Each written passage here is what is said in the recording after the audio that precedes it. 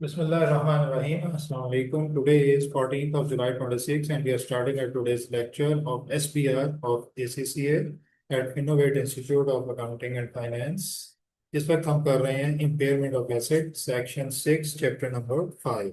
Impairment की एक मैं सिंपल सी है क्लास में बना रहा हूँ। स्क्रीन को तो शायद वो हम डिस्प्ले नहीं कर सकेंगे, लेकिन मेरी जो आवाज़ है वॉइस है उससे आपको थोड़ा सा अंदाज़ा होगा और बाकी हम बाद में इसकी प्रैक्टिस कर सकते हैं जब इंटरैक्टिव कोई सेशन हम करेंगे। तो हमारा जो एग्जांपल है वो है कि एसिड की जो कॉस्ट है वो 500 मिलियन है। लाइफ इसकी है 10 years और मेथड है स्ट्रेट का, डेप्रिसिएशन मेथड स्ट्रेट का, ठीक है। और इसके बाद ईयर वन की बात करते हैं, ईयर टू और three four and so on. Year one में आपकी जो कॉस्ट होगी वो मतलब ये कॉस्ट होगी। ईयर वन है, टू है, थ्री है, फोर है और 5 years की बात है। टेक्निकल अकाउंट है कि पहले साल में कॉस्ट 500 मिलियन, ठीक है। इसकी डेप्रिसिएशन क्या होगी 50 मिलियन, तो डेप्रिसिएशन हो जाएगी 50 मिलियन और ये कैरिंग अमाउंट हो जाएगी 450, ठीक है। इसकी रिकवरेबल अमाउंट पहले साल के एंड पे 400 मिलियन है, तो इंटरनल लॉस होगा कितना 15 मिलियन। तो इंटरनल लॉस होगा 15 मिलियन, ठीक है। 15 मिलियन लॉस होगा। अब इसके नीचे देखते हैं एक्यूमुलेटेड इंटरनल लॉस कितना है, एक्यूमुलेटेड डेप्रिसिएशन कितनी है 50, ठीक है। इस साल का जब इंटरनल लॉस हो जाएगा तो carrying amount after impairment loss कितनी हो जाएगी 350। जैसे ही फिर अभी 350 अगले साल का ओपनिंग बैलेंस बन जाएगा, ठीक है। अगले साल इसे डेप्रिशिएट करेंगे सेकंड ईयर के एंड पे। तो देखना एक 50 450 इधर हम कौन सा साल 50 हो गया, तो ये अच्छा ठीक है मैंने 450 में से 50 निकाला तो 400, ठीक है, ठीक है। 400 हो गई। अगले साल जब 400 इधर आ जाएगा, आप 400 को डेप्रिशिएट करेंगे over how many years 9 years। तो इसे 9 से डिवाइड करेंगे, 400 डिवाइडेड बाय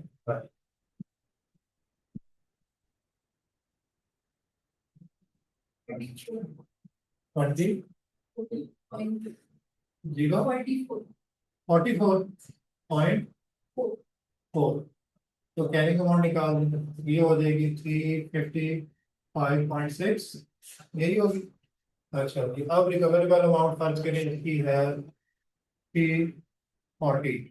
अब क्या होगा, मजीद इम्पेयरमेंट लॉस हुआ है कितना 15.6। तो कैरिंग अमाउंट कितनी हो जाएगी 355.6 माइनस 15.6 340, ठीक है। और इंटीग्रेटेड इम्पेयरमेंट लॉस कितना हो गया, पहले साल में था 50 और अब ये हो गया तो 65.6 इंटीग्रेटेड इम्पेयरमेंट लॉस हो गया और डेप्रिसिएशन हो गई 50 प्लस 44.94। अब ये जो क्लोजिंग है 340 ये उधर चला गया, ठीक है। हम 3 सालों की बात करते हैं, अब इसे डेप्रिशिएट करेंगे 340 डिवाइडेड बाय 8 क्या था 42.5। कैरिंग अमाउंट क्या आई 297.5, ये आती है। अच्छा, अब इसमें रिकवरेबल अमाउंट हम कहते हैं, हम एज्यूम करते हैं 320 है। अब क्या कंपेयर हुआ है, कंपेयर तो नहीं हुआ लेकिन रिवर्सल तो हो रही है ना। कितनी रिवर्सल हो रही है 297.5 माइनस 320 52.5 की रिवर्सल हो रही है। जब रिवर्सल कर देंगे तो जवाब क्या आ जाएगा 320, ठीक है 320। और आपकी कैलकुलेटेड रिटर्न लॉस कितना हो जाएगा ये कितना था 65.6 माइनस 52.5, यही होगा क्या जवाब आता है।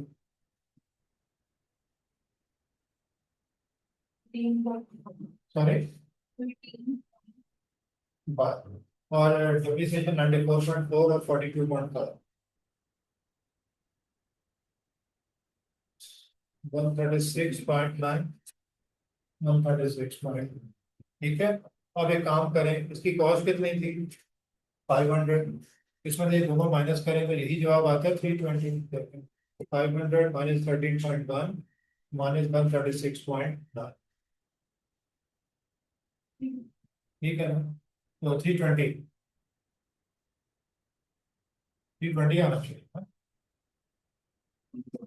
तो पे गलत कर रहे हैं कहीं, तो देखें कहाँ पे गलत कर रहे हैं। कैलकुलेशन में गलती की है मैंने।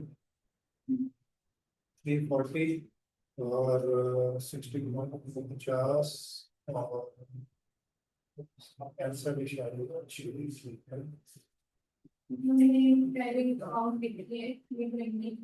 ये हाँ, ये गलत है। 297.5 माइनस 52.5 क्या आता है?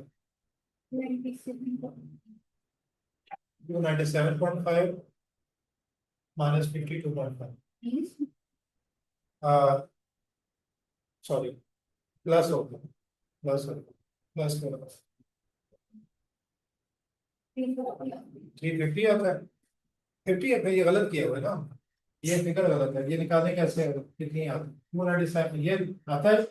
340 माइनस 42.5, 297.5 भी है इसमें, माइनस 320 करो। हाँ गलत किया हुआ है ना, ये तो बहुत अच्छा। 22.5, ये 22.5। अब 22.5 जब इसमें से इसमें ऐड करेंगे तो 320 हो जाएगा, हो रहा है। अब ये करें, ये था 13.5 ये होगा 60.5.6 minus 22.5, 45, 43, 43.1, this plus this minus this, यही है ना। 43.1। अब देखें, 500 माइनस दिस क्या करें? अदर में 320।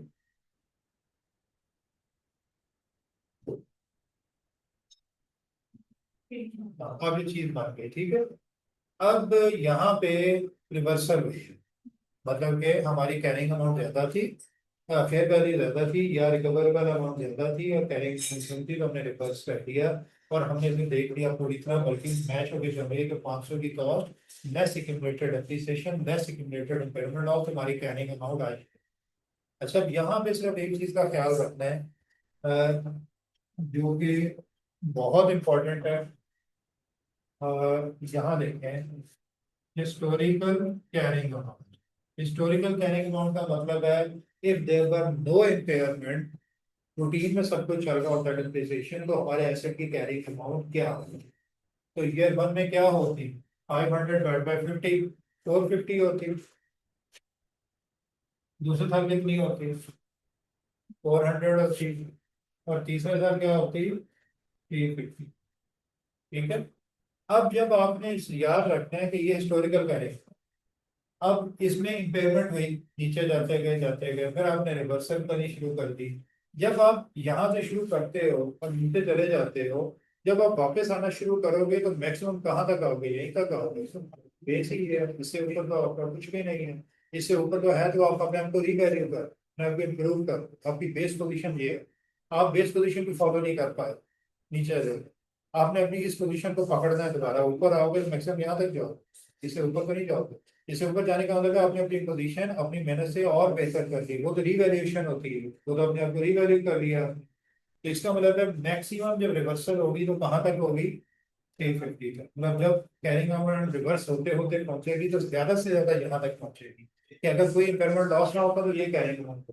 आज आपके एसेट की वैल्यू 500 नहीं है, आज रिवर्सल होते होते 500 तक नहीं जाएंगे, क्योंकि 500 में से 100 तो आप उड़ा चुके हैं, पहले खा पी चुके हैं। अब आपका एसेट 500 का नहीं, 400 का है, या 350 का। तो आपने 350 पे वापस आए। अब आप कहाँ तक वापस आए हैं? 320 तक ही आई है ना, कैरिंग अमाउंट यही बन रही है ना।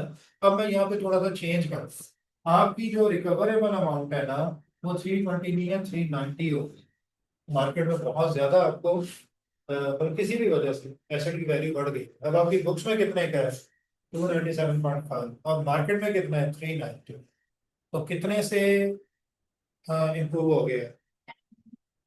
92.5। अगर फर्ज करें वैसे 92.5 से रिवर्स करूंगा तो ये क्या आएगा? 390 हो जाएगा।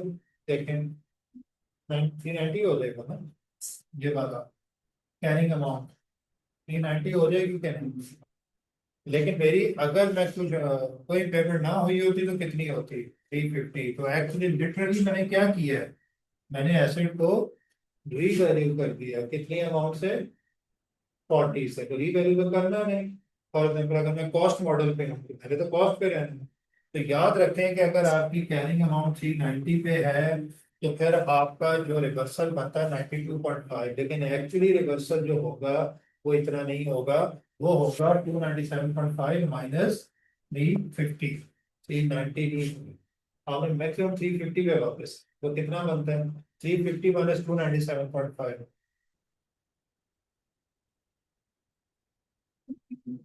तो ये जो एंट्री होगी ये 52.5 से, ये 92.5 से नहीं हो, क्योंकि सीलिंग है, छत है, आपने ऊपर जाना है लेकिन छत से ऊपर नहीं जाना। तो छत क्या है? 350। अब चाहे वो वैसेट की वैल्यू और ऊपर चली गई, अगर आप रीवैल्यू करेंगे तो बेशक 390 पे जाए, क्योंकि आप कहते हैं I follow revaluation model asset का, कुछ चले जाए 390 पे, ठीक है। लेकिन अदरवाइज आपने 350 पे स्टॉप हो जाए। इसका मतलब आपकी रिवर्सल मैक्सिमम कितनी होगी? 52.5। और फिर ये कितना बन जाएगा?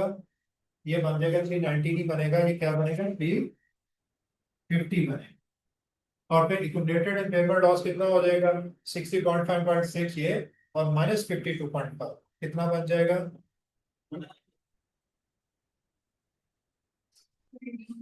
13.5 ये बन जाएगा। डेप्रिसिएशन तो वही रहेगी, ठीक है। अब मुझे देखें कि इसका जो नेट रिजल्ट 350 आता है, 500 माइनस 13.5 माइनस 136.1। तो देखें ये 350 आता है कैसे? 500 minus accumulated impairment loss minus accumulated depreciation, 350 आता है। तो आपकी वर्किंग बिल्कुल क्लियर। अब अगर फर्ज करें आप रिवैल्यूएशन मॉडल पे हैं तो आप रिवैल्यू करेंगे, फिर आप रिवैल्यू करके कहाँ तक चले जाएंगे? 390 तक। तो फिर इसका मतलब है यहाँ फिर 350 नहीं होगा, ये 390 होना चाहिए। तो भाई यहाँ कितनी फिगर होगी? 40 और जमा कर दें, 40 और होगी और 52.5 होगी, तो 92.5 होगी। इतने से आपको रिवर्स करते हैं। लेकिन अब जब ये रिवर्स करेंगे तो आपकी एंट्री इम्पेयरमेंट लॉस की रिवर्सल कितनी होगी? वो तो यही होगी, ठीक है। इम्पेयरमेंट लॉस की रिवर्सल तो सॉरी ये होगी, ये होगी। आप 3 फिर तक जाएंगे। ये जो आप मजीद उसमें डालेंगे एसेट में, ये क्या चीज है? Revaluation surplus. इसकी रिवैल्यूएशन सरप्लस की एंट्री होगी। रिवर्सल जो होगी मैक्सिमम इम्पेयरमेंट लॉस की, वो पूरी नहीं होगी, वो यहाँ तक होगी।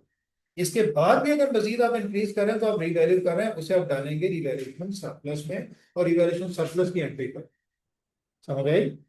वो जो भी एंट्री होती है रिवैल्यूएशन, रिवैल्यूएशन सरप्लस क्रेडिट और डेबिट वगैरह जो भी करते हैं इसमें। क्लियर हो गया? ये पॉइंट क्लियर है? अच्छा, अब इससे अगला एक पॉइंट है, उसके बाद ये चैप्टर ये पॉइंट आपने याद रखना। इसका मतलब है आपने हिस्टोरिकल कैरिंग अमाउंट का एक लाइन ऐड कर दी है, और आपने हमेशा रिवर्सल करते हुए उससे कंपेयर करने से ऊपर नहीं जाना। If you are on cost model, अगर आप रिवैल्यूएशन मॉडल में वो कहता है रिवैल्यू करो, फिर आपने ब्रेक करना है कि कहाँ तक रिवर्सल होनी है और कहाँ फिर आपने सरप्लस राइज करना है। ये मैंने किया हुआ है, इसे आपने देख लेना।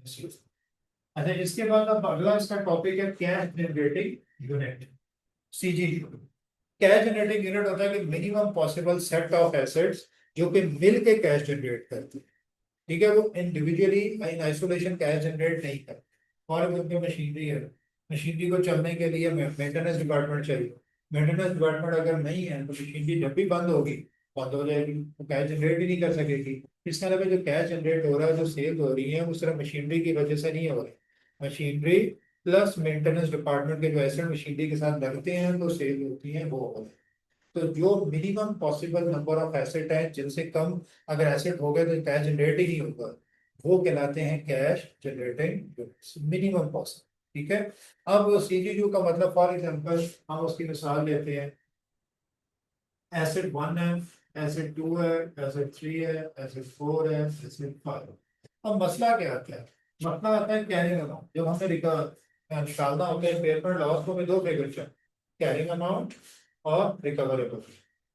रिकवरेबल अमाउंट में कौन सी होती है? जिसमें होती है higher of value in use और फेयर वैल्यू माइनस रुपीज, यही होती है हायर ऑफ दिस। अब कैरिंग अमाउंट पर एसेट की पता होगी, जब हमने मशीनरी खरीदी होगी तो सारा को पैसे देके खरीदी होगी तो उसकी तो कॉस्ट मौजूद होगी अलग से।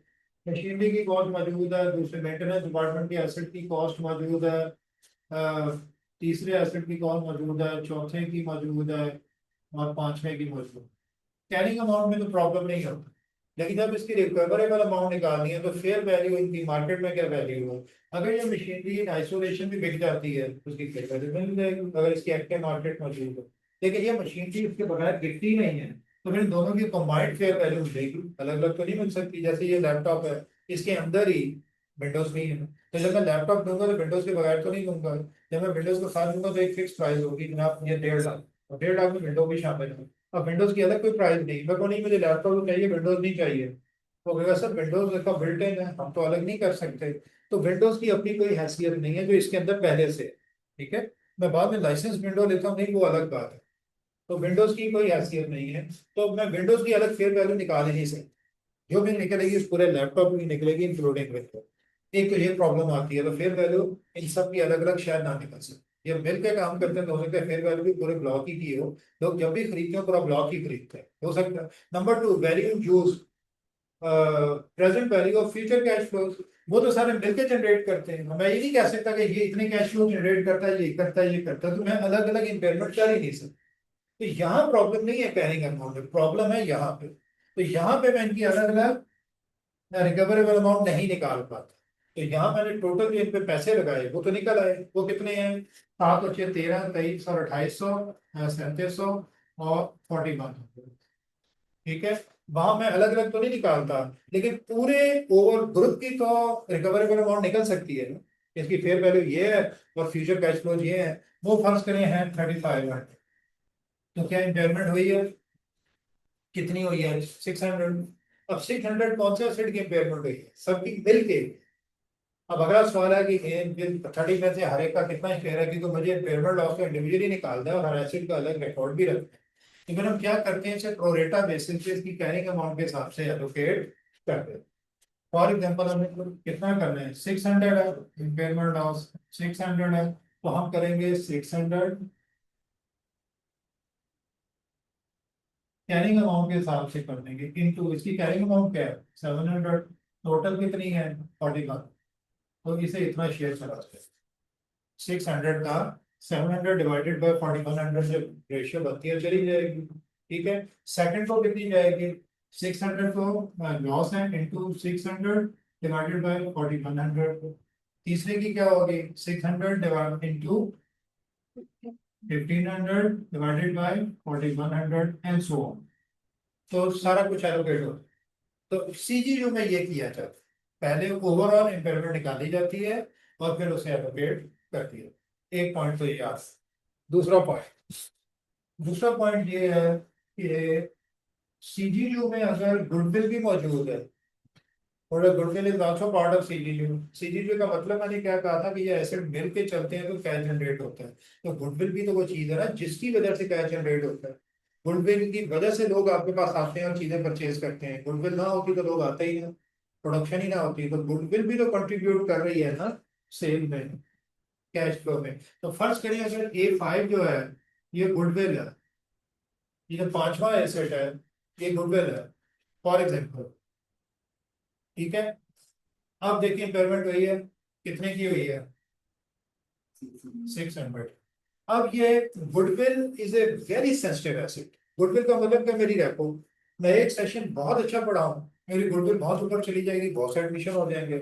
एक सेशन में पूरा महीना छुट्टी कर, सिलेबस भी पूरा ना कर पाऊँ, सारी गुडविल एकदम से खत्म हो जाएगी और अगले सेशन में इतना बुरा हाल होगा कि बच्चे ही नहीं आएंगे। गुडविल तो बड़ी सेंसिटिव चीज है।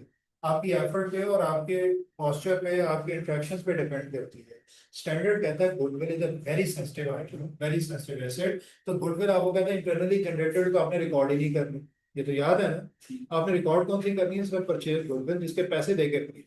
आपने 50 करोड़ के एसेट खरीदे, बिजनेस खरीदा, जिसके जो टेंजिबल एसेट्स हैं या इनटेंजिबल्स भी हैं, जो नजर आते हैं कि ये यूज होकर इनकी ये बर्थ है, वो है 50 करोड़ के। लेकिन आपने उस पूरे बिजनेस का 65 करोड़ दे दिए, 15 करोड़ फालतू दिए। क्यों? क्योंकि आपको पता था कि मुझे अपने कस्टमर नहीं बनाने पड़ेंगे, बिल्ट इन कस्टमर है। मैं बस लूंगा, चाबी से फैक्ट्री खोलूंगा और मेरी सेल शुरू होगी। ठीक है, तो 15 करोड़ आपने एक्चुअली उन कस्टमर्स के लिए दिया, एक्सपेक्टेड सेल्स के लिए दिया। वही गुडविल है कि इनके नाम की वजह से कस्टमर मेरे पास रहे। लेकिन अगर आपने पहला सारी बहुत ही बुरा लगाया और सारी रैप को तबाह कर देंगे, कस्टमर तो भाग जाएगा, तो गुडविल खत्म।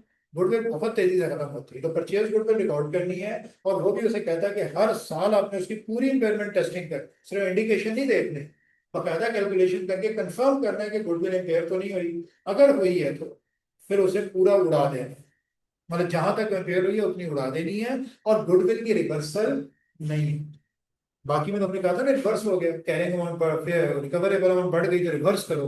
गुडविल कभी रिवर्स नहीं होती, जो गई वो गई। गुडविल में रिवर्सल का कॉन्सेप्ट नहीं है, बाकी एसेट्स में रिवर्स होता है इम्पेयरमेंट लॉस, गुडविल में कभी नहीं। एक बात। अब सीजीयू में गुडविल का क्या रोल है? CGU is a part of goodwill, और गुडविल सबसे सेंसिटिव एसेट है। तो सबसे पहले तो जो इम्पेयरमेंट लॉस हो रहा है ना, इसे गुडविल को ही चार्ज करो, इसे प्रो रेटा ना करो, पहले गुडविल को चार्ज करो। तो 600 में गुडविल को कितना चार्ज हो गया? 400। तो गुडविल को हो गई जीरो, गुडविल की कैरिंग अमाउंट हो गई जीरो। बाकी कितना बचा? 200। 200 इन एलोकेट, ठीक है। वो प्रो रेटा बेसिस है, प्रो रेटा में ये नहीं आएगा, सीधी सी बात है। अब ये चार आएंगे, 7 बचे 13, 28 और 37, 37। 37 के हिसाब से आएगा 7/37 इंटू 2, हाँ 6/37 इंटू 2, 15/37 इंटू 2, और 9/37 इंटू 2। आगे ऐसे क्लियर हो गया? अच्छा, एक तीसरा पॉइंट ये आ गया, गुडविल है और एक एसेट और है, जैसे A4 है। इसके बारे में भी पता है, हमें किसी वजह से अंदाजा हुआ है कि ये भी इम्पेयर हुआ है अलग से भी। हमें फील हुआ है कि ये अलग से भी इम्पेयर हुआ है, और हमें अंदाजा है कि तकरीबन ये 50% इम्पेयर हो गया। ठीक है, स्पेसिफिकली हमें इस एसेट का पता है, स्पेसिफिक इम्पेयरमेंट नजर आ रही है कि ये एसेट 50% इम्पेयर होगा। तो ये कितना इम्पेयर हुआ है? 450। ठीक है, तो अब ये जो इम्पेयरमेंट है ये तो भी यूजलेस हो गई, क्योंकि ये तो खुद से 450 इम्पेयर हो गई। ठीक है, अब हमें यहाँ पे देखना पड़ेगा कि गुडविल अगर पूरी, गुडविल को हमने चार्ज किया था, गुडविल का हमें नहीं पता। 450 पहले इसे जाएगा, तो 6 में से 450 को गया, बाकी बना 150। 150 गुडविल को जाएगा, तो पीछे कुछ नहीं बचता। अब इसकी एग्जांपल क्या है? जैसे टेक्नोलॉजी, ये टेक्नोलॉजी बेस्ड एसेट है, और टेक्नोलॉजी हमें पता है कि ये टेक्नोलॉजी चेंज हो गई है। ठीक है, वो G5 आ गया, G4 खत्म हो गया, तो हमें पता है कि ये जीरो हो गया, नजर आ रहा है।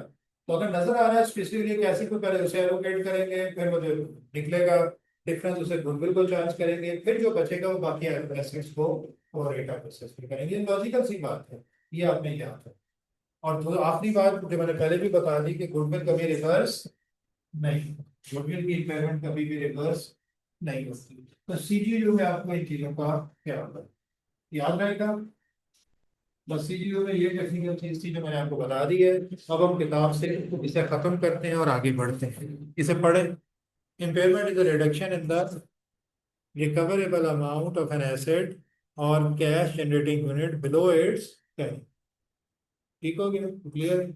जो चीज ना समझ आए उसे पूछ लीजिए। An intangible asset is not being amortized because it has an indefinite useful life. अब ये क्यों करते हैं? एक इंटेंजिबल एसेट जिसकी इंडेफिनेट लाइफ है, वो amortize तो नहीं होता, लेकिन उसकी वैल्यू तो गिर सकती है, तो उसे इम्पेयरमेंट के थ्रू भी चेक करते हैं। और नंबर 2, गुडविल। गुडविल आती है तो गुडविल की भी इम्पेयरमेंट, वो amortization नहीं होती, इसे भी इम्पेयरमेंट के थ्रू खत्म करते हैं। ठीक है जी। अच्छा, इन दोनों के केस में क्या करना है? इसका तो पूरे का पूरा हर साल इन दोनों का पूरा टेस्ट करना है, कैलकुलेशन करके देखनी है और पूरी तसल्ली करनी है कि ये इम्पेयर नहीं हुआ, और अगर हुआ है तो इम्पेयर कर। इसके अलावा बाकी जितने एसेट्स हैं उनके इंडिकेशंस देखने हैं, अगर इंडिकेशन मौजूद है, लग रहा है कि इम्पेयरमेंट हो, लगता है हुई हो, फिर कैलकुलेट करके देखनी है। लेकिन अगर इंडिकेशन ही बहुत वीक है तो फिर उनकी डिटेल्ड कैलकुलेशंस करने की जरूरत नहीं।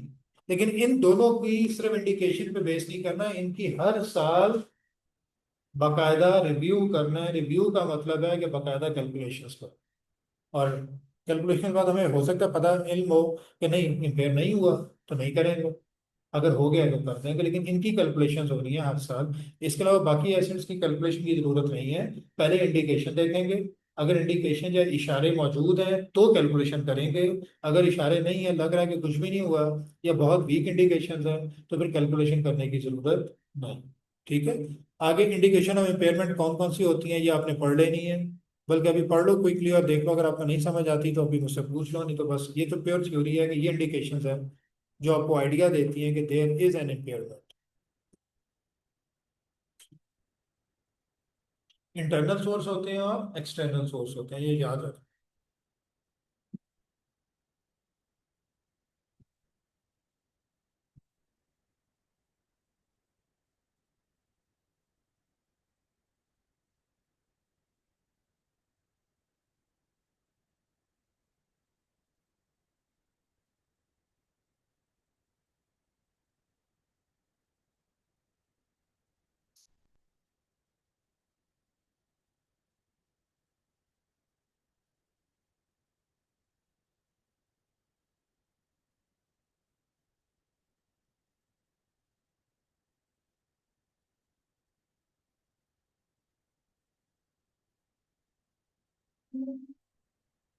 जी।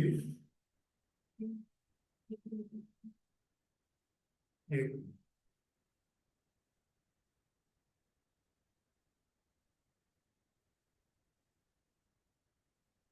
ये करना, कहाँ पे कर रहे हैं? पॉइंट नंबर कौन से? Increase interest rates have decrease and assets recoverable amount. Interest rate कहाँ यूज होता है? प्रेजेंट वैल्यू निकालने में, higher the rate lower the present value. ठीक है। तो अगर आपकी present value future cash flows की लोअर निकलेगी तो वैल्यू यूज लोअर निकलेगी, तो अगर इंटरेस्ट रेट हाई हो गए हैं तो आपकी रिकवरेबल अमाउंट प्रॉबेबली शायद कम निकले। तो वहां से फिर इंडिकेशन आ रही है ना कि हो सकता है पेमेंट लॉस हो, कैरिंग अमाउंट ज्यादा हो जाए और रिकवरेबल अमाउंट कम हो जाए। ठीक है। अच्छा जी, आगे चलते हैं। कैलकुलेशन एंड इम्पेयरमेंट लॉस, ये मैंने आपको बता दिया कैसे करते हैं। रिकवरेबल अमाउंट कैसे निकालते हैं? Fair value less cost to sell और value in use whichever is higher. ठीक है, उसे कंपेयर करते हैं किससे? कैरिंग अमाउंट से। और अगर कैरिंग अमाउंट ज्यादा है और रिकवरेबल अमाउंट कम है तो उसे राइट डाउन करते हैं अप टू रिकवरेबल अमाउंट। वो सारा प्रोसेस मैंने आपको दिखा दिया कैसे, इसे आपने देख लेना, ये सब कुछ हमने बहुत डिटेल से पढ़। ठीक है। Cost to sell an incremental cost directly attributable to the disposal of an asset, fair value minus cost to sell. तो कॉस्ट टू सेल वो लेनी है कि अगर एसेट बेचेंगे तो होगी, नहीं बेचेंगे तो नहीं होगी। ऐसा नहीं है कि वो हर सूरत होनी ही होनी है, एलोकेट नहीं करनी दूसरी कॉस्ट। एसिड अगर बिकेगा तो होगी, नहीं होगा बिकेगा तो नहीं होगी, इसे कहते हैं इंक्रीमेंटल वन, उसका एलिमेंट। ठीक है। तो वो लेंगे। और वेरिएंट यूज मैंने बता दिया था, फ्यूचर कैश फ्लोज। अब फ्यूचर कैश फ्लोज कौन कौन से लेने हैं? ठीक है। वो नीचे उसने उसका इंडिकेशन दिया है कि कौन कौन से कैश फ्लोज लेने हैं, 4 पॉइंट दिए। ठीक है। कौन कौन से लेने हैं इसे भी आप पढ़ लोगे, और नहीं समझ आती तो पूछ लोगे। बेसिकली आपने एसेट से रिलेटेड तमाम इनफ्लोज भी लेने हैं और आउटफ्लोज भी। इनफ्लो कैसे आएगी? एसेट प्रोडक्शन करेगा, सेल होगी।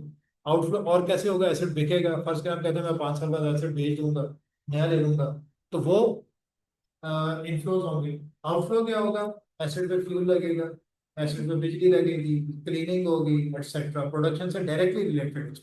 अच्छा, इसमें जो इनकम टैक्स पे करना पड़ेगा प्रोडक्शन पे, वो नहीं है। इनकम टैक्स की पेमेंट होगी ना, आउटफ्लो होगा, वो नहीं लेना। क्यों? क्योंकि इनकम टैक्स की पेमेंट एसेट का ऑपरेशन से कोई ताल्लुक नहीं है, वो तो गवर्नमेंट का ड्यू है।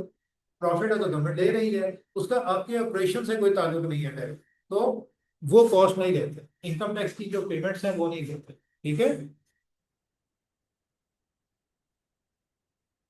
आप फिर जो रेवेन्यू लेंगे वो नेट ऑफ इनकम टैक्स लेंगे। आप इनकम टैक्स पे करने के बाद जो बाकी रेवेन्यू बचेगा वो लेंगे सर, ठीक है। जो नेट आपका रेवेन्यू है आपने वो लेना होता है। तो ये उसके रूल्स हैं, ये आपने पढ़ लेना है, ठीक है। अच्छा, इसे पढ़ के इसमें कुछ चीजें आपको शायद ना समझ आए तो कल आप मुझसे पूछोगे। फॉर एग्जाम्पल पॉइंट नंबर 3 है, for period in excess of 5 years management should extrapolate for earlier budgets using A study declining और जीरो ग्रोथ रेट, ठीक है। ये क्या मतलब है, एक्स्ट्रापोलेट क्या होता है? ये कल आप आवाज सोचो, आज आपने नेट पे सर्च करनी है थोड़ी सी, सिर्फ देखना है कि व्हाट इज एक्स्ट्रापोलेशन, और कल मैं इसे एक्सप्लेन करता हूँ, ठीक है। ये स्टैटिस्टिक की टेक्निक है। तो वो क्यों कहना चाह रहे हैं, क्या कहना चाह रहे हैं, कल हम इसे डिस्कस करेंगे। कल ये आपने थोड़ा सा पढ़ के आए कि what is extrapolation, specifically in case of calculation of value in use, आपको सब कुछ नजर आ जाए। तो कल मैं इसे डिस्कस करूंगा, तो ये चीजें आपने पढ़ के हैं। उसके बाद डिस्काउंट रेट जो है वो उसमें कौन सा, कैसे लेना चाहिए, टाइम वैल्यू ऑफ मनी लेनी चाहिए, मतलब पैसा इस वक्त में पैसा कितनी तेजी से अपनी कदर खो रहा है या बढ़ रहा है, उस इफेक्ट को ध्यान में रखना चाहिए। और द रिस्क जो है, जो कैश फ्लो है वो कितनी रिस्की है, higher the risk higher would be the discount rate, ठीक है। तो ये दो तीन चीजें कह रहा है कि आपने रेट लेते हुए इन चीजों का ख्याल रखें। अगर कैश फ्लो रिस्की है तो उसका डिस्काउंट रेट हाई है, और अगर कैश फ्लो कम रिस्क किया तो डिस्काउंट रेट लो ले लें। और इसी तरह आपके मुल्क में या उस इलाके में जहां आप काम कर रहे हैं, जहां पे एक्सपेक्टेड है कैश फ्लोज, वहां पे इन्फ्लेशन के क्या चांसेस हैं, महंगाई के क्या चांसेस हैं, डिस्काउंट बैंक रेट्स के क्या चांसेस हैं, उन्हें जहन में रखें अपना डिस्काउंट रेट फाइनल करते हुए या डिसाइड करते हुए, ठीक है। इसके बाद नीचे लिखा है carrying amount, carrying out and impairment test. Impairment testing कैसे करनी है, कंपेयर करें कैरिंग अमाउंट को रिकवरेबल अमाउंट से, और रिकवरेबल अमाउंट क्या है वो हमने पता कर ली कि दोनों में से हायर होगी, तो ये हम सब कुछ कर चुके हैं, ठीक है। इसके बाद अब टेस्ट योर अंडरस्टैंडिंग 8, क्विकली पढ़ो आप शाबाश, फिर हम आगे चलते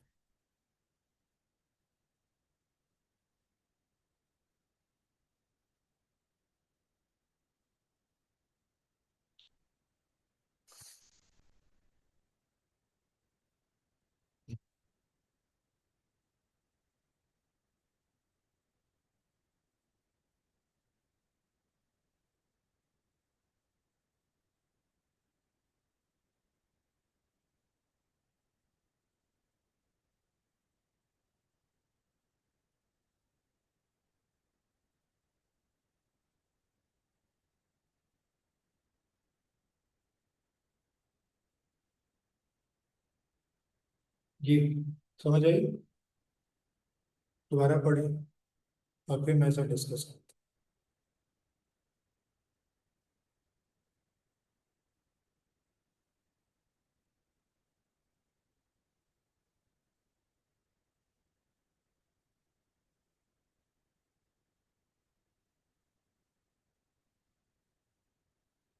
हूँ।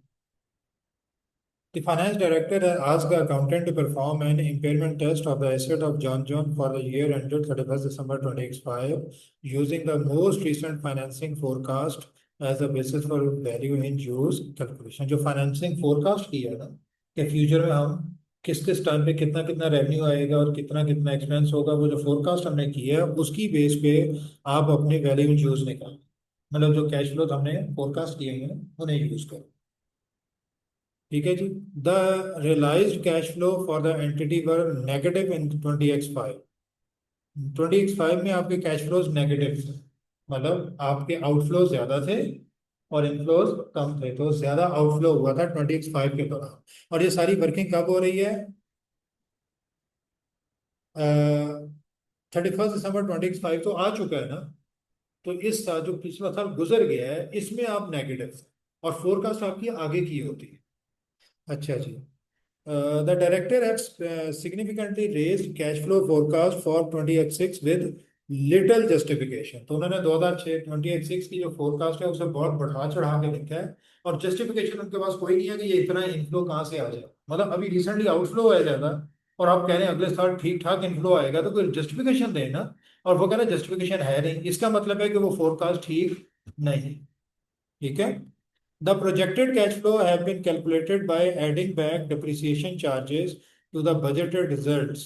अब वो जो कैश फ्लोज हैं वो आपने क्या किया है कि depreciation charge को add back कर दिया है budgeted results for the period with expected changes in working capital and capital expenditure not taken into account.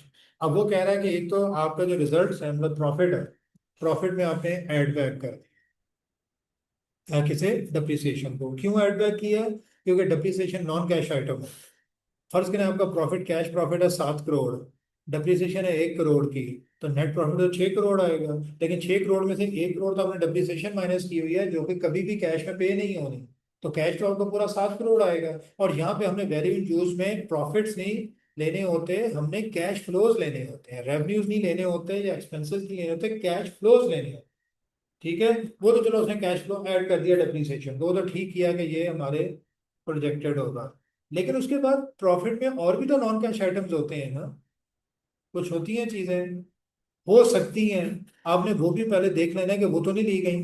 तो नॉन कैश आइटम आपने पहले ही एडजस्ट कर देने हैं। तो डेप्रिसिएशन तो चलो उसने ठीक की, लेकिन अब उसने और क्या किया है कि वर्किंग कैपिटल चेंजेस जो हैं वो उसने नहीं ली। वर्किंग कैपिटल चेंजेस का मतलब क्या है कि आपके इन्वेंट्री इतनी बढ़ जाएगी, उस पर इतनी इन्वेस्टमेंट होगी, या उसमें कम होगी इन्वेस्टमेंट, तो वो सारे इनफ्लोज आउटफ्लोज ही होंगे ना अल्टीमेटली। तो वो आपने लिए नहीं, तो आपने कैश फ्लो का बड़ा एलिमेंट तो लिया ही नहीं।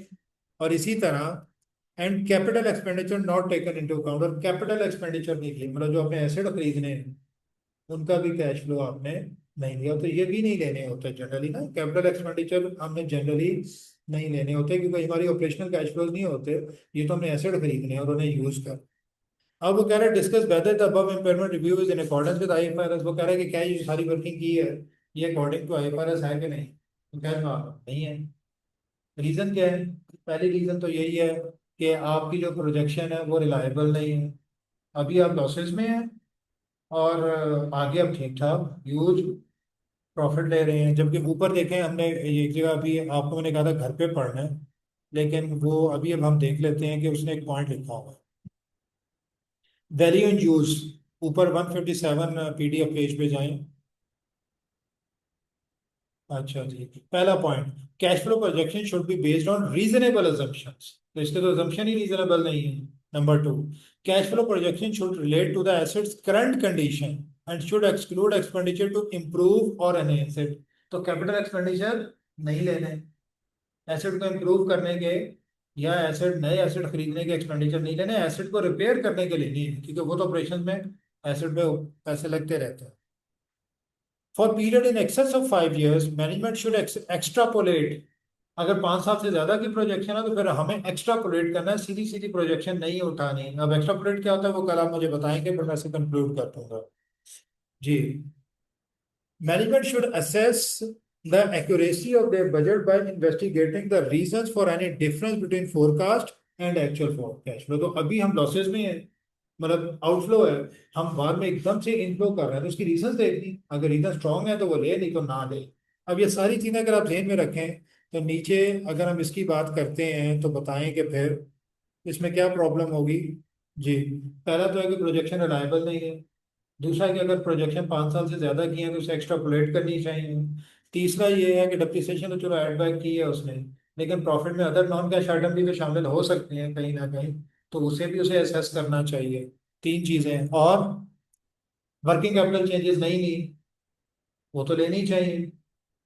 अच्छा, फिक्स एसेट एक्सपेंडिचर नहीं किया, वो ठीक किया उसने, वो लेना भी नहीं था। लेकिन गलती क्या की, वर्किंग कैपिटल चेंजेस जो उसमें आपको पैसे चाहिए वो उसने नहीं ली। ठीक है, क्लियर है? तो अब ये इसका जवाब आपने पढ़ लेना है और देखना है कि आप मैंने जो डिस्कस किया या आपके जहन में उसमें और इसके जवाब में कितना फर्क है। और कल फिर हम इसे कंक्लूड करेंगे कि हमारा फर्क क्यों है। अगर नहीं है तो फिर तो बहुत अच्छी बात है, हमने असेस कर लिया हर चीज़ को। अगर है तो फिर हम देखेंगे कि वो कौन से एक्स्ट्रा पॉइंट्स हैं जो हमारे जहन में नहीं है। ठीक है, तो इसे आपने देखा, आगे चलते हैं।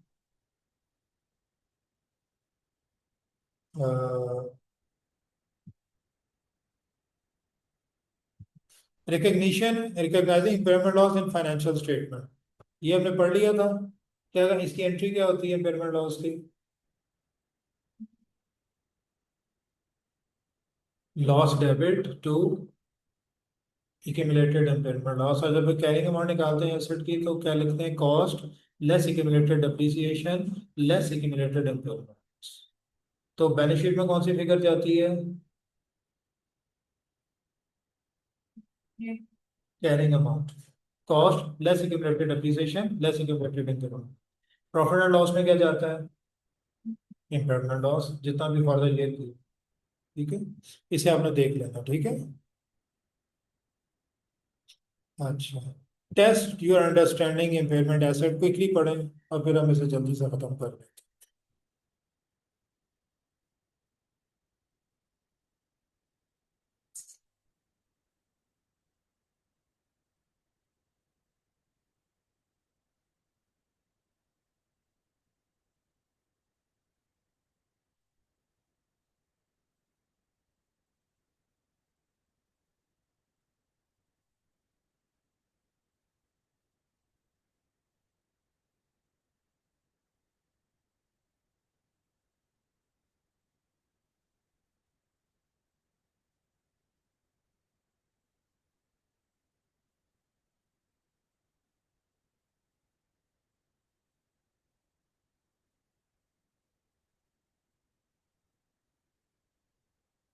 बढ़िया।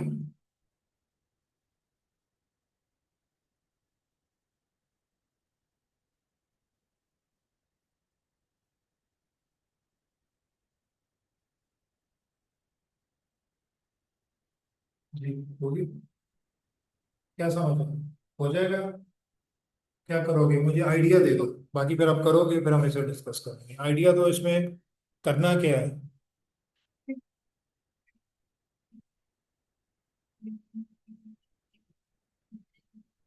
कौन सी डेट में इम्पेयरमेंट, कौन सी डेट में करनी है, December 20X1।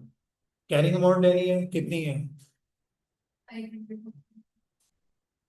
आ, ठीक है। और फेयर वैल्यू कितनी है, ठीक है।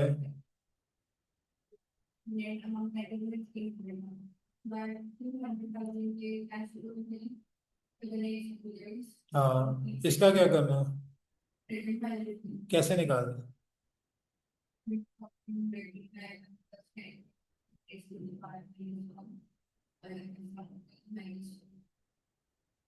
करके बताओ कितनी आती है। शाबाश।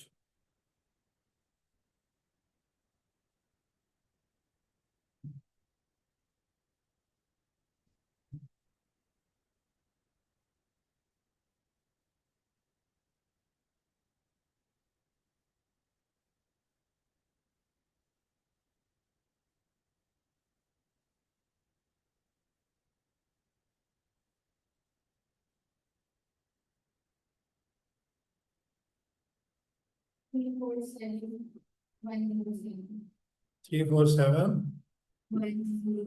अच्छा, आपने कौन सा फार्मूला लगाया, इक्विटी उसका, एन्युटी का, या इंडिविजुअली दो बार किया, दो बार किया, एक पे लगाया रेजी पार्ट टू, एक पे लगाया रेजी पार्ट वन, और दोनों पे जमा।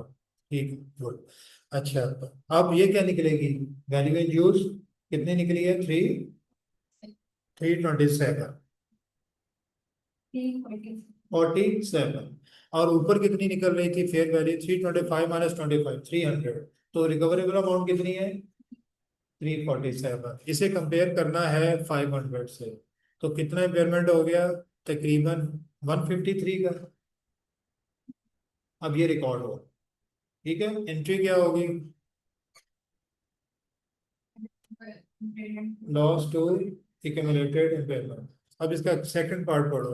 How would you answer to part A, be different if there was a balance of 10,000 in other components of equity relating to the prior revaluation of the specific asset। तो other comprehensive income में कितना पड़ा हुआ है, other components of equity में कितना revaluation surplus पड़ा हुआ है ना, कितना, 10,000।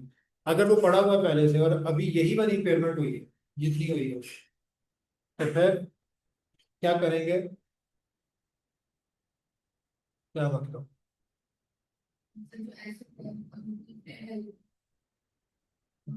नहीं वो तो होगा, लेकिन वो ये नहीं कह रहा, वो कहना क्या चाह रहा है, 10,000 क्या चीज है, सरप्लस है जो पहले से पड़ा। और अभी आपने जब इम्पेयरमेंट की तो इम्पेयरमेंट हो गई, कितने की, 153 की। अब 153 की एंट्री क्या होगी, impairment loss to accumulated impairment loss. लेकिन अगर पहले सरप्लस पड़ा हुआ, सरप्लस का मतलब क्या है, कि एसेट अपनी कैरिंग अमाउंट से ऊपर है, यही मतलब है ना। वो तो ऊपर नहीं है। अब तो हमने क्या देखा है, एसेट तो अपनी कैरिंग अमाउंट से नीचे चला गया, तभी इम्पेयरमेंट हुई है ना। तो ये अजीब सी बात नहीं है, एक तरफ हम कह रहे हैं एसेट कैरिंग अमाउंट से नीचे है, और दूसरी तरफ हम कह रहे हैं एसेट अपनी कैरिंग अमाउंट से 10,000 ऊपर है। कौन सी बात सच्ची है इनमें से, लेटेस्ट इंफॉर्मेशन क्या है, नीचे है। तो फिर 10,000 तो नहीं होना चाहिए वहां पे अब। तो क्या करेंगे, इम्पेयरमेंट को पहले चार्ज करेंगे सरप्लस। कितनी इम्पेयरमेंट हुई है, 153, 152, चलो 152 हुई है। इसमें तो सरप्लस को चार्ज कर देंगे 10,000, तो सरप्लस हो जाएगा जीरो। जीरो ही होना चाहिए। बाकी कितनी इम्पेयरमेंट बची, 10, 10 है। 152 प्लस माइनस 10, 142। 152,000 था ना, 10,000 माइनस करो ना, 142,000। अब 142 जाएगा इम्पेयरमेंट लॉस टू एक्यूमुलेटेड ऊपर, वो एक्सपेंस बुक है। 152 पूरा एक्सपेंस बुक नहीं होगा, ये नहीं होगा कि 152 एक्सपेंस कर दिया और वो रिवैल्यूएशन अपनी जगह पड़ी है, वो तो बेतुकी बात है। तो अगर रिवैल्यूएशन सरप्लस पहले से पड़ा है तो पहले उसे उड़ाएंगे, ठीक है। फिर बाकी अमाउंट को हम इम्पेयरमेंट लॉस या प्रॉफिट एंड लॉस पर लेके जाएंगे। क्लियर है। अब मैं आपसे एग्जांपल लेता हूँ। आपका कितना रिवैल्यूएशन सरप्लस पड़ा हुआ है भाई, 10,000। आपकी इम्पेयरमेंट हुई है 152, को तो हमने कर ली। अगर इम्पेयरमेंट हुई है 130, अब क्या करेंगे,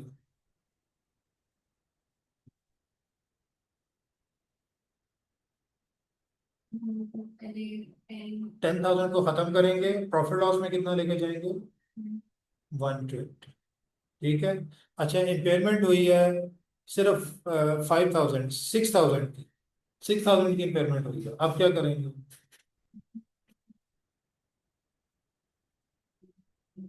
क्या रहेगा, वो रिवर्शन सरप्लस ही 4,000 पे बाकी रहे, और प्रॉफिट लॉस में कुछ भी नहीं चाहिए। ये पॉइंट क्लियर है, ये याद रखें, ठीक है। इसका जवाब भी देख लेना एक बार आप। कैश जनरेटिंग यूनिट मैंने आपको बता दिया था, उसकी डेफिनेशन पढ़ लेनी है, ठीक है। नीचे, an entity has three stages of production, test your understanding 10। इसे क्विकली पढ़ लो, ताकि इसे हम खत्म कर दो, इसे पढ़ो फिर आगे चलते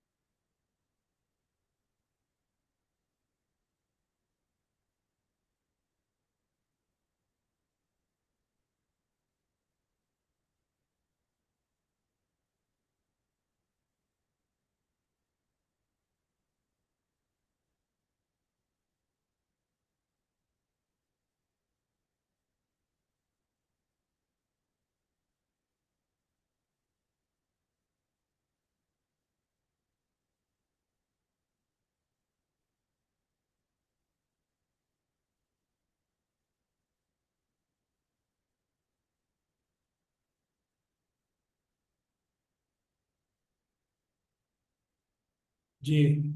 समझ आई। कैश जनरेटिंग यूनिट आइडेंटिफाई करो। सीजी होता है क्या, minimum possible set of asset जिनके बगैर इकट्ठी कैश फ्लो नहीं हो सकती, तो याद रखना, ठीक है। बताओ फिर, कौन से सीजीयू है उसमें से, ए बी सी, तीनों सीजीयूज हैं, या इनमें से कोई सीजीयू है कोई नहीं है, क्या है, बी क्या है, बी और कौन से, सीजीयू में कौन से एसेट्स हैं, A B C, A B, B C या ए सी, आराम से पढ़ के मुझे बताओ।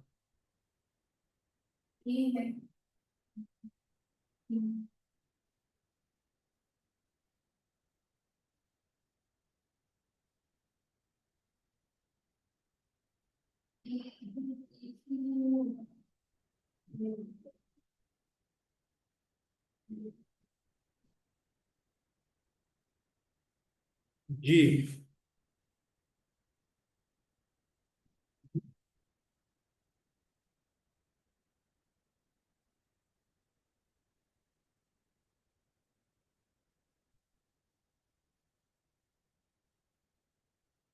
शाबाश।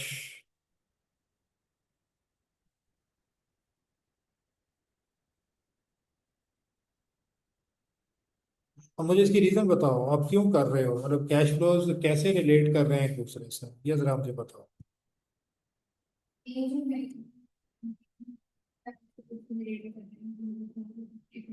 शाबाश। गुड। बी। ठीक है।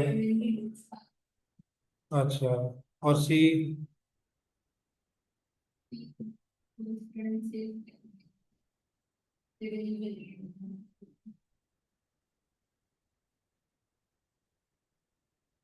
हाँ, तो फिर ए अलग है और बी और सी अलग है, ठीक है। शाबाश, गुड।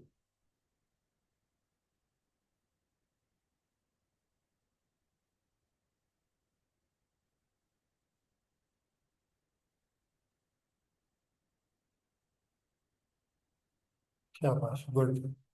ठीक हो गया। इसे आपने जरा ध्यान से देखो।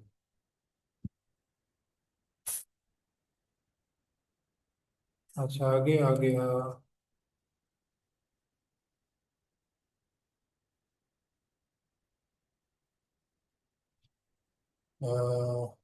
डन हो गई। आगे चलते हैं। Allocating assets to cash generating unit. कौन कौन से एसेट एलोकेट होते हैं? ठीक है। एक तो मशीनरी है जो तो डायरेक्ट प्रोडक्शन कर रही है, लेकिन कौन से एसेट मशीनरी को एलोकेट करते हैं जिसके बगैर मशीनरी अपनी प्रोडक्शन नहीं कर सकती? हेड ऑफिस के बगैर बिजनेस चल सकता है? नहीं। तो हेड ऑफिस को भी तो एलोकेट करना पड़ेगा ना प्रोडक्शन के साथ। हेड ऑफिस के बाद मशीनरी चलाने वाले कौन होंगे? जब तक उन्हें कंट्रोल नहीं करा तो मशीनरी कैसे चले? तो दो तरह के एसेट्स हैं, कॉर्पोरेट एसेट्स और गुडविल। कॉर्पोरेट एसेट वो जो कि खुद तो कैश जनरेट नहीं करते, लेकिन जिनके बगैर कैश जनरेट हो भी नहीं सकता। Assets that are used by several cash generating units, for example, head office building or a research center. Corporate assets do not generate their own cash, so do not individually qualify as cash generating unit. ठीक है। और दूसरी goodwill. Goodwill खुद से cash generate तो नहीं चल करती, गुडविल तो सपोर्ट देती है दूसरों को कि वो कैश जनरेट कर लें नाम की वजह से, तो गुडविल का भी मसला आता है। Corporate asset and goodwill should be allocated to CGUs on a reasonable and consistent basis. A CGU to which goodwill has been allocated must be tested for impairment annually. वो कह रहा है कि एक तो इन्हें किसी रीजनेबल बेस पे एलोकेट करना चाहिए। दूसरा, जिस सीजीयू को गुडविल एलोकेट कर दी गई वो सिर्फ फिर आप इंडिकेशन तक नहीं रहेंगे, उसे हर साल कैलकुलेट करेंगे, उस सीजीयू को हर साल फिर कैलकुलेट करना पड़ेगा क्योंकि उसके अंदर गुडविल शामिल है। ये पॉइंट याद रखें।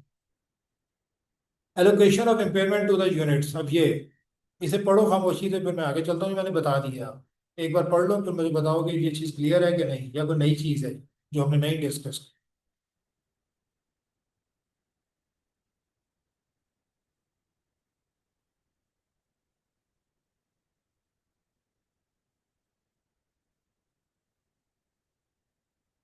ठीक है, यही हमने बात की थी। तो उसने अभी वो बात ही की कि स्पेसिफिक अगर इम्पेयरमेंट हुई है किसी एसेट की और हमें नजर आ रही है, वो उसने भी बात की, वो हमने जैसे किया वैसे ही करना। ठीक है। इलस्ट्रेशन इसकी देख लें। शाबाश, इसे हम खत्म करते हैं, पढ़ो जल्दी से फिर हम इसे डिस्कस करते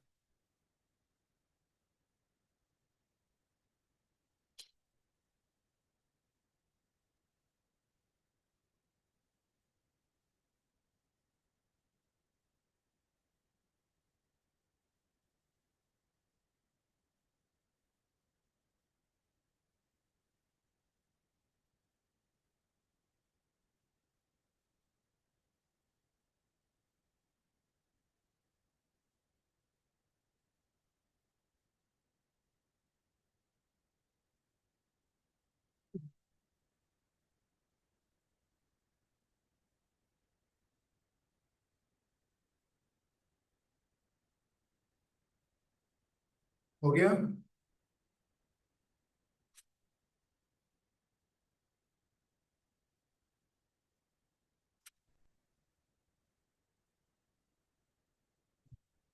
ये क्या समझ आई?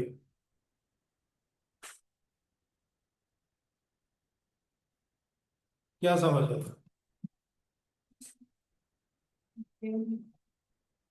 अच्छा, ठीक है। इम्पेयरमेंट लॉस है 41 मिलियन, वो उसने खुद ही निकाल दिया। नीचे उसने रिकवरेबल अमाउंट था 109 मिलियन, और 150 मिलियन क्या थी, कैरिंग अमाउंट। ठीक है, 150 में भी 109 कितना हुआ, 41। अच्छा, अब उसने आगे बता दिया the draft values of the asset of the unit are as follows. ये उसने बता दिया 150, क्या बताया, कैरिंग अमाउंट। अब वो कह रहा था net selling price of the unit asset were insignificant except for the property which had a market value of 35 million. तो प्रॉपर्टी जो है उसकी मार्केट वैल्यू थी 35 million. The net monetary asset will be realised in full. Net monetary 19 million के हैं, 19 million ही आपको मिल जाएगा। इसका मतलब है कि उनमें तो आपको कोई इम्पेयरमेंट है ही नहीं, जो उनकी वैल्यू है उतने ही पैसे मिल जाएंगे। और प्रॉपर्टी की क्या बात कर रहा है वो, उसकी कैरिंग अमाउंट क्या है 20, और उसकी मार्केट वैल्यू क्या 35, तो वो भी इम्पेयर नहीं हुई। इसका मतलब फिर इम्पेयर क्या हुआ है, गुडविल हुई है, मशीनरी हुई है, व्हीकल हुए हैं और पेटेंट्स हुए हैं। तो फिर क्या करना चाहिए हमें, हमें इम्पेयरमेंट लॉस को इन पे एलोकेट करना चाहिए। इम्पेयरमेंट लॉस निकाला है ना उसने, अब निकला कितना इम्पेयरमेंट लॉस, अब ये भी तो देखना। इसे कैलकुलेट करें कितना आपका बनता है, आपके हिसाब से क्या होना चाहिए।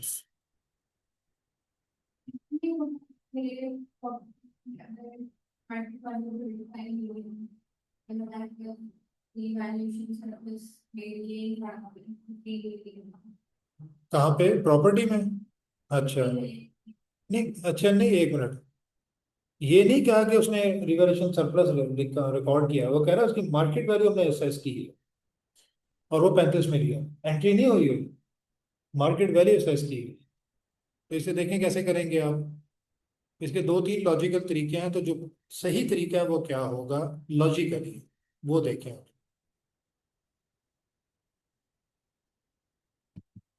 नीचे नहीं देखना जवाब इसका।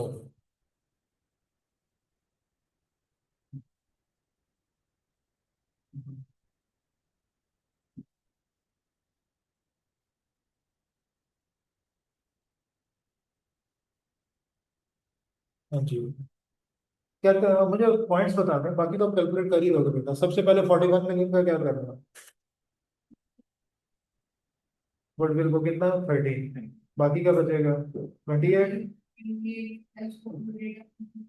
किस किस पे करेंगे, बिल्डिंग प्रॉपर्टी पे तो नहीं करेंगे, वो तो नजर आ रहा है, किस पे करेंगे, वो रिपेयर हो ही नहीं ना, वो मॉनेटरी एसेट रिपेयर हुए, उन्हें नहीं करेंगे, बाकी पे डाल। बस सिंपल इज दैट। ठीक है, याद रखना है इस चीज को। क्लियर है, हो जाएगा। हाँ,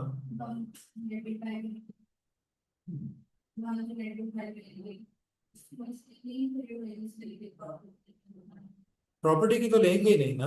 देखिए, प्रॉपर्टी को तो हम एलोकेट ही नहीं कर रहे, कर ही नहीं रहे, मॉनेटरी को भी नहीं लेंगे। हम सिर्फ लेंगे, कौन कौन से हैं, मशीनरी लेंगे, हम लेंगे व्हीकल लेंगे और पेटेंट लेंगे। ठीक है, मशीनरी की वैल्यू क्या है, कैरिंग अमाउंट क्या है 49, व्हीकल की 35 और पेटेंट 40, 49 प्लस 35 79, और 84 और 14 98, 98 लेंगे बस। और 98 के हिसाब से तीनों में एलोकेट कर दें। देखें, याद रखें बच्चे, जब आप चीजें एलोकेट करते हैं ना किसी को, तो जो जितनी एलोकेशन आप कर रहे हैं उन सबका टोटल आपका जो डिनोमिनेटर है उसके बराबर होना चाहिए। अगर डिनोमिनेटर आपने ज्यादा ले लिया है, ऊपर कम, कभी पूरी चीज एलोकेट नहीं। ये तो मतलब मैथमेटिक्स का रूल है, मतलब फर्स्ट में 15 है, 16 है और 40 है। आपने कोई चीज एलोकेट करनी है, तो 15 प्लस 16 प्लस 40, तो 15 डिवाइडेड बाय 56 66 71, 16 बाय 71 और 40 बाय 71, इन सबको अगर जमा करते तो ये वन आएगा। तो जब ऊपर जो चीजें लेनी है एलोकेशन के लिए, नीचे हम टोटल भी उसी हिसाब से लें। अगर आप नीचे 71 टोटल तीनों का ले रहे हैं और ऊपर सिर्फ ले रहे हैं दो चीजें, तो ये कभी भी पूरा एलोकेट नहीं होगा। ठीक है, तो आपने सिर्फ वही एसेट लेने हैं जिन्हें एलोकेट कर, तो वो तो तीन ही है, तो आपने तीन को लेना। ठीक है, ये याद रखना, बाकी तो बात खत्म हो गई है। इसके बाद नीचे आ जाए,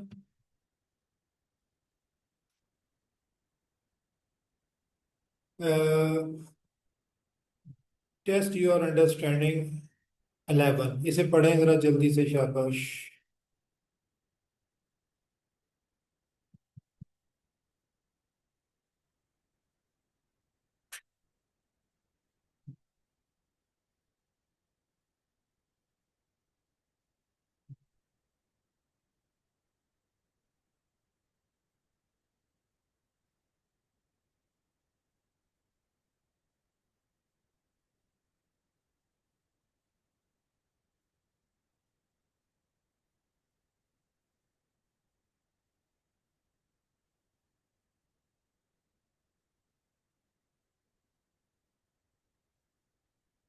ये तो आराम से हो जाएगा, हो जाएगा।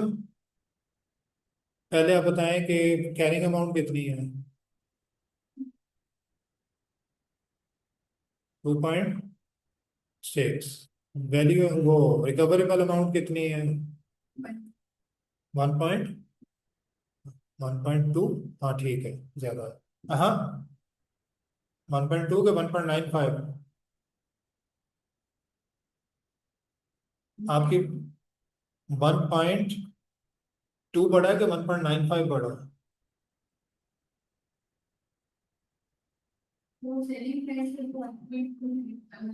Impairment review reveals that a net selling price of 1.2 million for the factory and value in use 1.95। तो हमने रिकवरेबल अमाउंट में कौन सी लेनी होती है, हायर। तो इनमें हायर कौन सी है, 1/2 हायर है।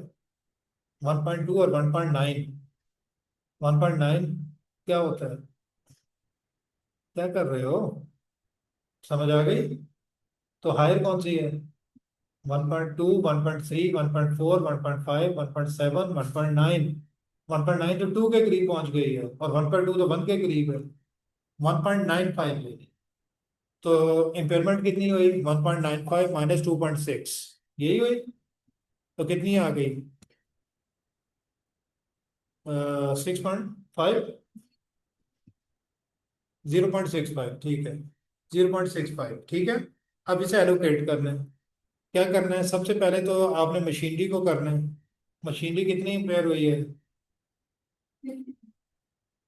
आधी मशीनरी उड़ गई है, और आधी अपनी कैरिंग अमाउंट पे निकल जाएगी, वो तो इम्पेयर नहीं। तो 50% इम्पेयर हो गई है, तो कैरिंग अमाउंट का 50% इम्पेयर्ड है। कितना बनता है, कितना था उसका, मशीनरी 300 था। एक मिनट,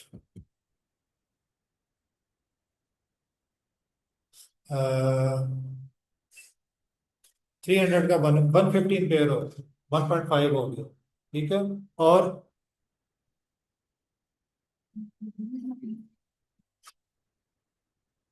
और गुडविल माइनस करनी है, तो करके बताओ कि फाइनल क्या बचता है फिर।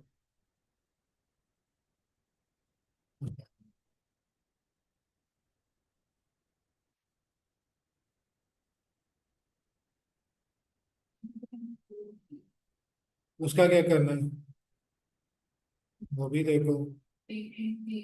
उन पे एलोकेट करना है, उनके हिसाब से, ठीक है।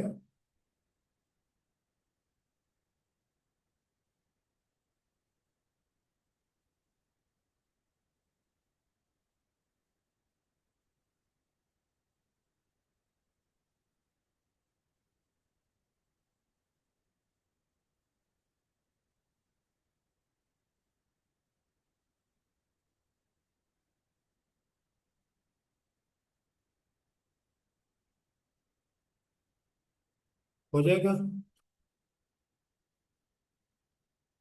चलो, क्लियर है बात। गुड।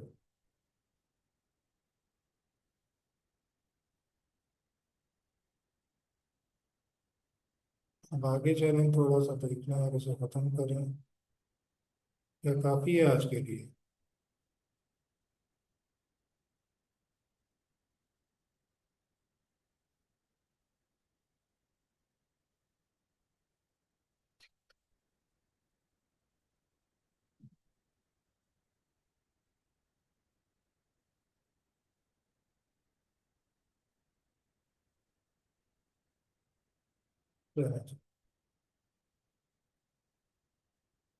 फैक्ट्री एक्सप्लोजन कर लिया हमने। उसके बाद इलस्ट्रेशन 4 आप बेटा देख लेना, इसे कल मैं कंक्लूड करवा दूंगा। और रिवर्सल ऑफ इम्पेयरमेंट मैंने बता दिया आपको। कोशिश करना जी पढ़ाना एक बार, ताकि ये कि जल्दी कवर हो जाए। मैंने वैसे तकरीबन 100% चीज़ें आपको बता दी हैं इसमें, ठीक है। वही चीज़ें इसने थ्योरी में लिखी हैं और आगे टेस्ट में अंडरस्टैंडिंग है। कोशिश करना, अगर कर सको तो कर लेना, ताकि कल टाइम बच जाएगा, नहीं तो मैं करवा दूंगा कल आपको, ठीक है। और कल हम non current asset head for use शुरू करेंगे और कोशिश करेंगे कि जहाँ तक पॉसिबल है कल हम इस चैप्टर को मुमकिन है आज तक कंक्लूड करने की कोशिश करें, ठीक है। इतना ज़्यादा नहीं रह गया तो खत्म करें। तो ये आपने कम से कम ना ये रिवर्सल वाला पढ़ा है, ताकि हम इसे जो कॉम्प्रिहेंसिवली डिस्कस करें। So it's all for today. कल इंशाल्लाह मुलाकात करते हैं, तब तक के लिए अल्लाह हाफिज, अस्सलाम वालेकुम।